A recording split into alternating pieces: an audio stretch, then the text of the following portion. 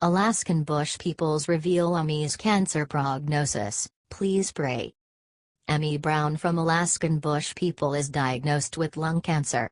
It was recently announced on the TV series that Ami has lung cancer, which is in stage 4. On the latest episode of the TV series, fans got an update on her condition. Billy, Ami's husband, revealed how serious her condition is. TMN Today City's Billy, Ami's hurting pretty bad, he said during Wednesday night's episode. We're in for probably a lot harder road than we've ever faced. There's no doubt about that.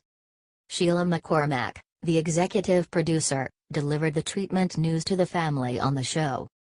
TMN Today City's McCormack, so the radiation is 5 days a week for 6 weeks. After the radiation, once a week she goes to the other building and they put N4 in her and she gets chemotherapy for 4 hours. Ami only weighs 94 pounds as cancer made her unable to walk properly. McCormack also said that if she continues to lose pounds, a feeding tube will be inserted in her. Her 32-year-old son Bam is taking the news very hard.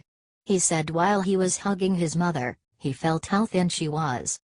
TMN Today City's Bam, what's going on now is the most difficult thing we've gone through because of who it's happening to, because it's mom and because of what it is. It makes a house burning down or a boat sinking or needing 5 stitches no big deal. This is really difficult. I don't even know what to say.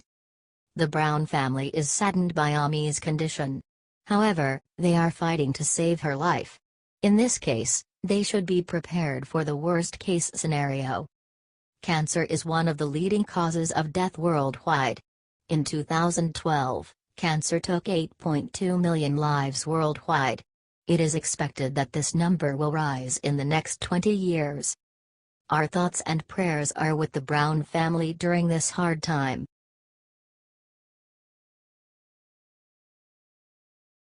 Japan sends surprise to U.S. fleet in massive show of support for President Trump. Japan just sent a strong message to the rest of the world. That despite the liberal media's attempts to sow chaos, all is well and good, and they support President Trump and America. And are ready to take action to prove it. Advertisement. Allies are important, as President Trump knows, and if you listen to the media all you will hear is that Trump makes our allies nervous. Not true, Trump has a great relationships around the world.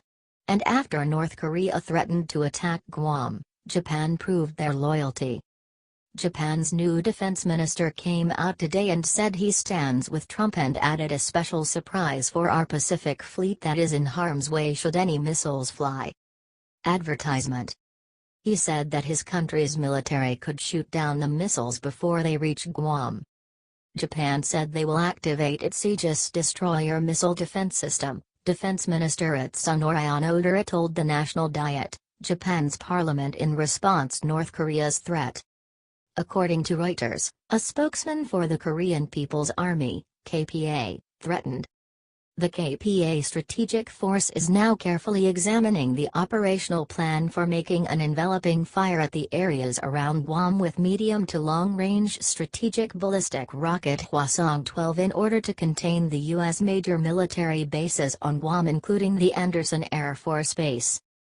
Japan responded by reminding the world that any attack against Guam is a threat and attack against Japan, and cited Japan's mutual defense agreement with America as just one of the reasons they will stand with America. Japan sits about 620 miles to the east of North Korea and they have been watching the growing threat seriously. Most of the missiles North Korea tests land in the Sea of Japan, which, as they say, is too close for comfort. Sadly, Obama and Bush and the rest of the establishment sat on their hands and did nothing, so now Trump has to clean up the mess. It is a national disgrace what they have allowed to happen. Guam lies about 1,600 miles south of Japan, and opting to include that island under its missile defense protection is a welcome change. Japan had previously said they would only shoot down North Korean missiles if they were aimed at Japan. But with this new defense policy, the civilian government will officially allow Japan's military to defend U.S. territories and other their allies in region in the event of North Korean missile attack.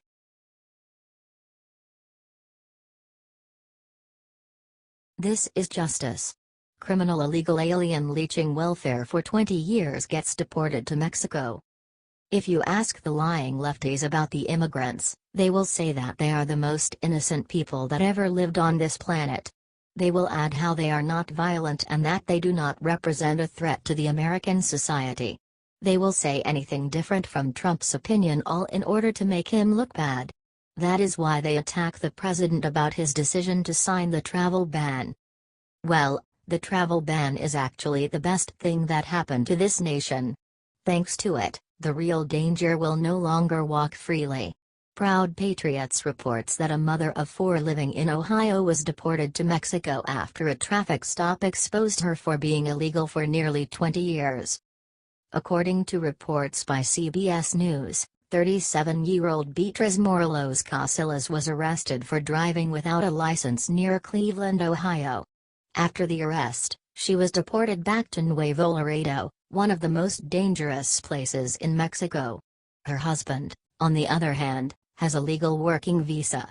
He only wants his wife to be safe, but also together with their other relatives. He thinks that this is unfair.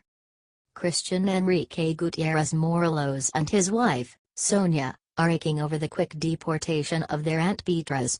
Christian stated, "She's scared. I believe she's more scared for her children than for her right now." Elizabeth Ford, an immigration attorney working on Beatriz's behalf, said, "What happened to Beatriz was the direct result of the new administration and the policies that have been given to ICE. People with no criminal history are being told they have to leave the country in a very short amount of time when they've built an entire life here with children and houses and families and jobs."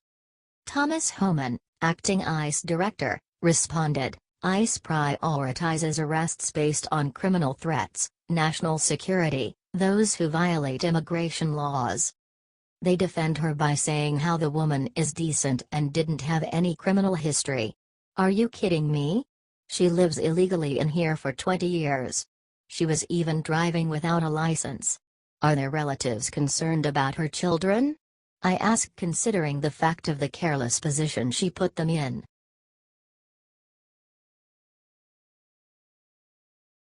General Mattis issues new orders to military, liberals' jaws hit floor with loud thud. When President Trump appointed General Mattis to Secretary of Defense, he knew the man changed the way things work in America in regards to protecting this nation.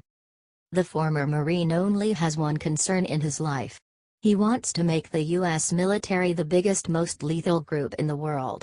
It's a good time to ruin the world's bad guys, and General Mattis is the person to do it. Advertisement. That means eliminating everything that is wasteful.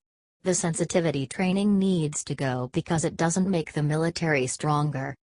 Secretary of Defense James Mattis has ordered a full review of any military training not directly relevant to warfighting. Mattis will make sure there is a review of everything that was put into effect, especially under Leon Panetta and the Obama administration. It will likely all be gutted. Advertisement.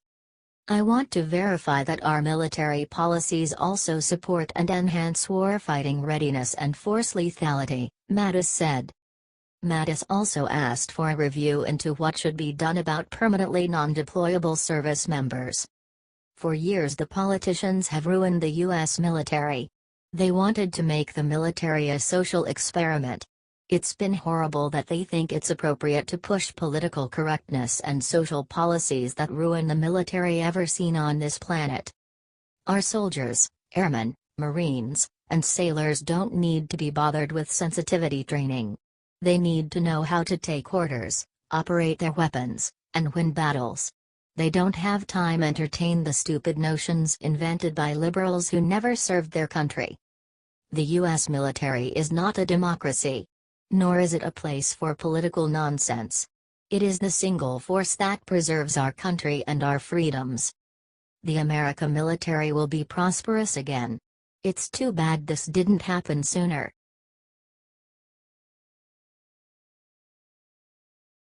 Breaking Trump fires shot heard loud and clear by every senior citizen in America.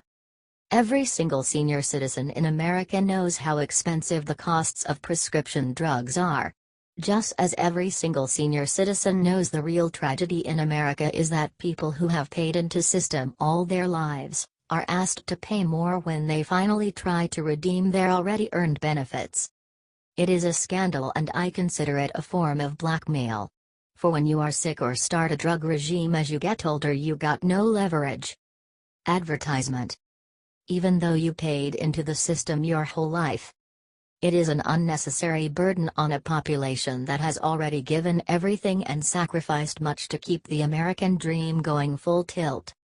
They spent their lives contributing to furthering America and freedom. Advertisement. They have fought wars, built businesses, and kept the trains running on time. They should be rewarded, not screwed by greedy drug companies, who are mainly responsible for the rapid increase and out-of-control costs for health care. Most Americans have no idea how much seniors pay out of pocket for the medicine they need to live a fuller life or just survive. It is a real scandal. Our medical system is the best in the world because we encourage innovation and profit. But it is also the most costly, and we need to find a better balance, as Trump often pointed out on the campaign trail. The costs of drugs are too high, plain and simple. When you consider what they cost, the same drugs, mind you, in Canada, one can only come to the conclusion that the drug companies are ripping off American citizens. Trump has played nice so far, but behind the scenes he has been battling hard for Americans. After the Obamacare repeal debacle by the GOP Congress, most thought Trump has given up on getting us a better deal on health care. Not a chance. Trump just tweeted. Now that Ken Frazier of Merck Pharma has resigned from President's Manufacturing Council, he will have more time to lower rip-off drug prices.